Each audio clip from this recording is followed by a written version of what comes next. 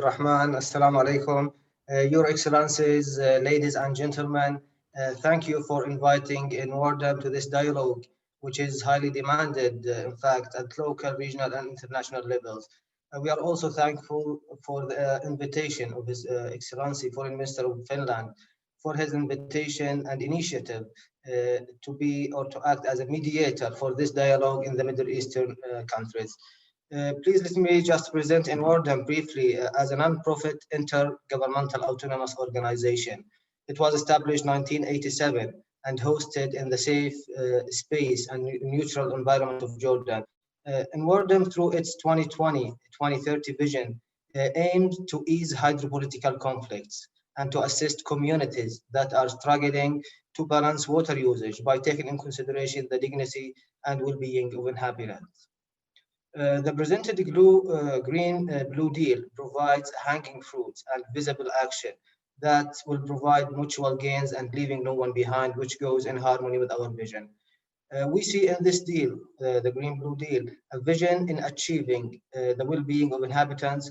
We also see it as an action against the main challenges of climate change, food crisis, and increased poverty and employment in the region. The World Economic Forum published its global risk report for the year 2020. And for the first time in history, as for 2020, and among several significant threats, the environmental risks are on the top of all dangers facing humanity. The climate change action failure and lack of collaboration at the regional and national level, international levels, are posing more risk to human security in the form of serious risk of disasters and looming water and food crisis.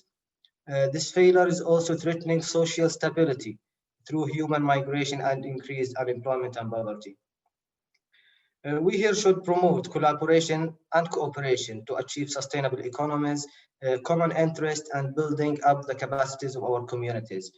Our vision should be based on water facts and maps, which clearly shows that the most of countries of the region, they rate high to very high at the water stress index. So as a result, more than 60% of the region population are under high water stress. And this water stress is caused mainly by the main consumer, which is agriculture, as we withdraw a deficit of 50% of our renewable water in the region. And this amount is mainly used for grains and fruit production, which represent 80% of the total agricultural yield. But our mapping showed an expected reduction in agricultural yield and agricultural output, which contribute to the food security by 5 to 15% over the coming 20 years.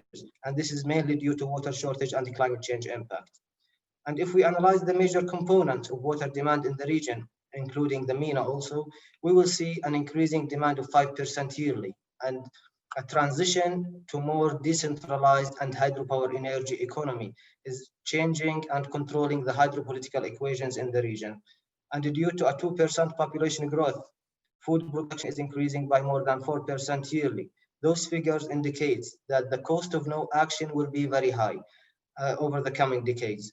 Out of that, we can see that exploring water energy food nexus at local, regional scale would present many promising opportunities, which was clearly shown in the Green Blue deal, in building trust and confidence among users and acting as a catalyst of human equity, sustainable resources management, and as a tool of peace. And this was strongly recommended also in the Green Blue deal. Our approach here should bridge the gap between science and policies. We should aim at developing new means and tools to achieve an evidence-based policy.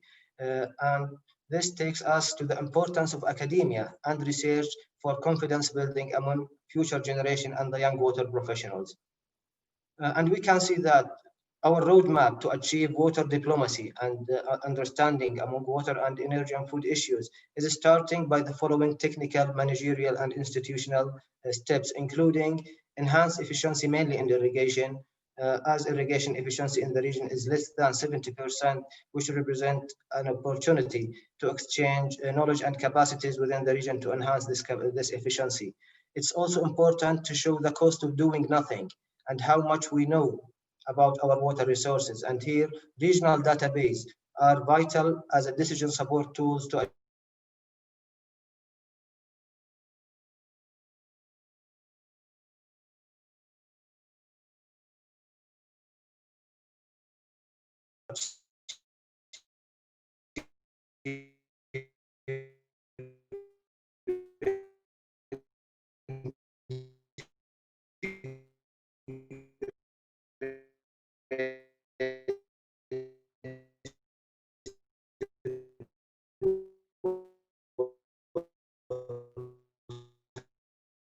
resources mechanism, access at different levels, empower youth as water champions, and we also regional pool of competition that have significant mutual economics and social benefit to each party.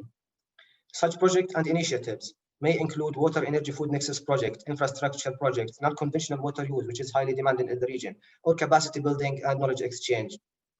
Such initiative will increase the rate of cooperation and constructive dialogue in the region, thus building confidence and trust for future generations. We should also work on joint disaster risk reduction for resilience and confidence building, as the recent crisis of COVID-19 has made it clear that the region is never immune to disasters. Therefore, disaster risk reduction programs should not only be implemented at national scale, but should be considered as an opportunity of collaboration. At the political level, hydropolitical tensions must be eased to pave the way toward peaceful water sharing and management. And transboundary mismanagement could lead to the political tension and severe impacts on local community and security stability of the region. And finally, our reading to maps with their natural and human dimensions shows us that there's at every single country or geographical area, there is distinguished of presence of certain resources and skills, and therefore access to integration leading to water and food security depends on our ability to dialogue and to hear from the other. And this certainly does not come without the presence of joint bodies working to manage this dialogue and find tools and knowledge that can create this dialogue and confidence building. Here we should invest diversity and inclusion for union and confidence. Thank you so much, and this is our recommendation, our remarks from Inwardam.